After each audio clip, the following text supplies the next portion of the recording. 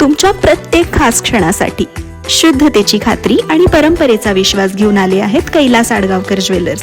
आकर्षक डिझाईन्स, उत्कृष्ट कारागिरी आणि सोन्या चांदीचे दागिने लग्न, सण उत्सव आणि अविस्मरणीय क्षणांसाठी कैलास आडगावकर ज्वेलर्स, जिथे सौंदर्याला मिळतो विश्वास. नाशिक महानगरपालिकेच्या आगामी निवडणुकीत प्रभाग क्रमांक 10 मध्ये शिवसेना ठाकरे गटाच्या सर्वसाधारण महिला इच्छुक उमेदवार डॉक्टर वृषाली सोनवणे यांनी निवडणूक रिंगणात उडी घेतली आहे. सामाजिक बांधिलकी, महिलांच्या सुरक्षेसाठी सातत्यपूर्ण कार्य आणि संकट काळातील ठोस मदत यामुळे त्या मतदारांमध्ये परिचित चेहरा ठरत आहेत. डॉक्टर वृषाली सोनवणे या विशाखा समितीच्या सदस्य म्हणून कार्यरत असून मुली आणि महिलांना मार्गदर्शन करणे, त्यांना संरक्षण देणे, अन्यायाविरोधात उभे राहणे हे काम त्यांनी सातत्याने केलं आहे. कोरोना महामारीच्या कठीण काळात त्यांनी सातपूर परिसरात उल्लेखनीय कार्य केले आहे. रोग प्रतिबंधक औषधे, रेमडेसिवीर इंजेक्शन आणि ऑक्सिजन सिलेंडर, होम व्हिजिटद्वारे उपचार, अन्नधान्य वाटप, सॅनिटायझर वितरण अशी मोलाची मदत नागरिकांना मिळाली. याशिवाय धार्मिक आणि सांस्कृतिक उपक्रम, रक्तदान शिबिरे, महिलांसाठी शिलाई प्रशिक्षण अशा अनेक समाज उपयोगी कार्यक्रमात त्यांचा सक्रिय सहभाग राहिला आहे. काम बोलतंय या भूमिकेतून त्यांनी समाजाशी नातं घट्ट केलेलं आहे. डॉक्टर सोनवणे यांनी आपल्या भूमिकेतून भूमिपुत्रांच्या रोजगाराचा ठोस मुद्दा उपस्थित केला आहे. तुम्ही पाहिलं असेल, गेल्या पंचवार्षिक मध्ये सुद्धा मी निवडणूक लढवली होती.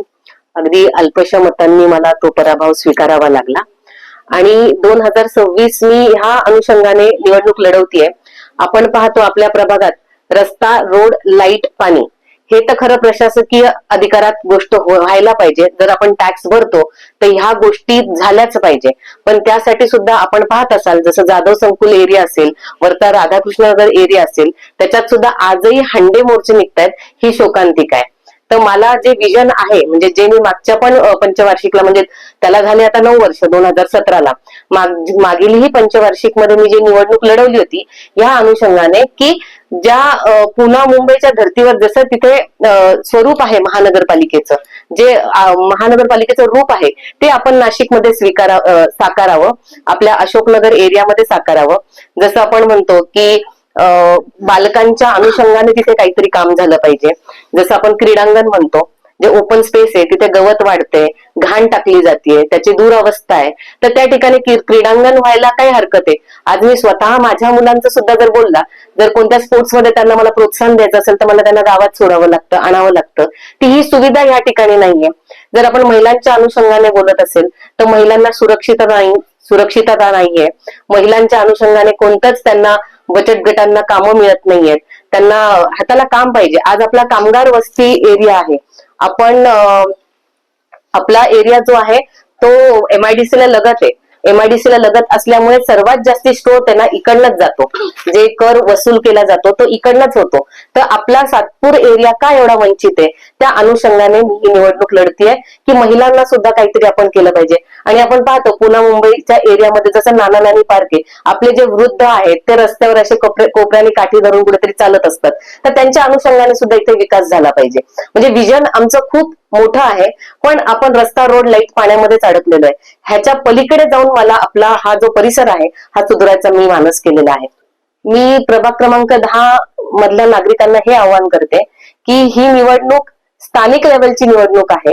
तर तुम्ही दुसऱ्या गोष्टी न बघता की कोणती व्यक्ती काम करू शकते अशा व्यक्तींना किंवा अशा पक्षाला आपण निवडून द्या.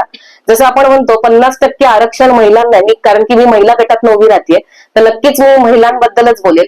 जर 50% आरक्षण महिलांना आहे तर 90% प्रॉब्लेम्स हे महिलांना आहे. मग पाण्याचे असतील, मग रोडचे असतील, किंवा टवाळखोऱ्यांचे असतील, किंवा इतर कोणतेही प्रॉब्लेम असतात, हे महिलांनाच असतील. तर अशी महिला जी सक्षमपणे हे काम हाताळू शकते, सक्षमपणे तिथे लढू शकते, GRs वाचून आपल्या प्रभागात कोणत्या मुद्द्याने आपण या ठिकाणी काम ओढून आणू शकते, ह्याचा अभ्यास ज्या महिलेला असेल ती महिला नक्कीच सक्षमपणे काम करू शकते. मी नागरिकांना आव्हान करते की अंधारात राहू नका, कोणत्याच गोष्टीला बळी पडू नका, कोणत्या आमिषाला बळी पडू नका. कोणत्याही म्हणजे ह्यांना इलेक्शन आलं की सगळ्या गोष्टी सुचतात की तुम्ही आमचे ह्याचे त्याचे. अशाने काय होतं, आपली जी पुढची पिढी सुधारायची आहे ती कुठेतरी मागे राहतीये आणि आपण 5 नाही, आपण 10 वर्ष मागे आलेलो आहे. तर मी कळकळीने विनंती करते की तुम्ही जो पण उमेदवार निवडून द्याल तर तुम्ही आपलं ज्या दिवशी मतदान कराल तर त्या दिवशी तुम्ही आपलं बुद्धी ओपन ठेवा की कोण व्यक्ती काम करू शकतो आणि कोण व्यक्ती योग्य आहे महापालिकेत जाण्यासाठी. एवढंच बोलते आणि थांबते. जय हिंद, जय महाराष्ट्र.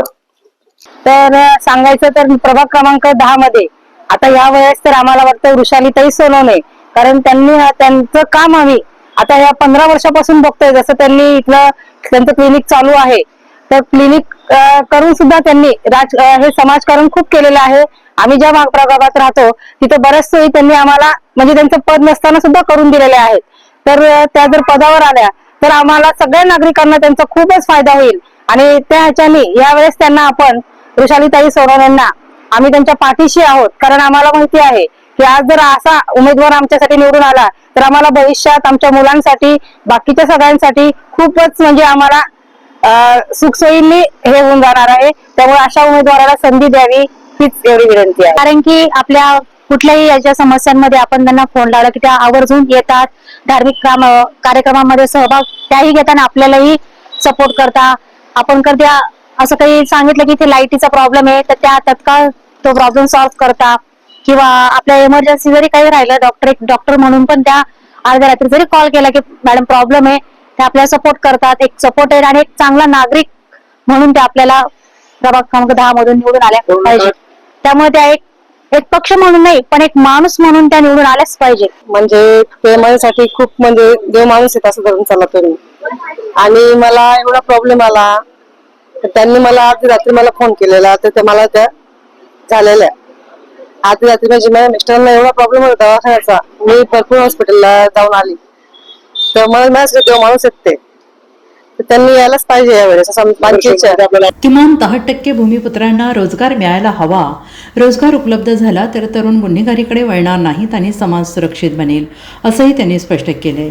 सेवा, सुरक्षा आणि संवेदनशील नेतृत्व या त्रिसूत्रीवर विश्वास ठेवत डॉक्टर वृषाली सोनवणे प्रभाग क्रमांक 10 मध्ये परिवर्तनाचा विश्वास घेऊन मतदारांच्या दारात पोहोचत आहेत. NCN न्यूजसाठी प्रतिनिधी सिद्धार्थ लोखंडे, सातपूर.